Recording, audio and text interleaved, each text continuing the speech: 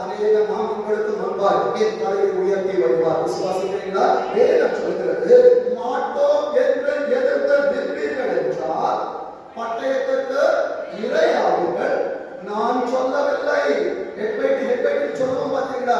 அந்த வெயிட்டானவர் என் தலைக்குள்ளாய் வெயிட்டான காரியங்களை வைத்தவர் என் வாயிலிருந்து சொல்லுகிறார். கர்த்தரின் வாயிலை சொல்லிச்சு.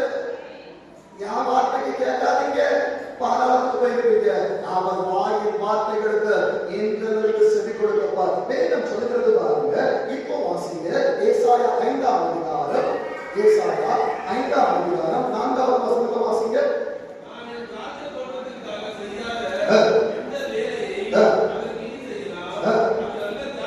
ஏசாயா ஒரு திருச்சபையை வச்சாங்க. உன் குடும்பத்துல ஒரு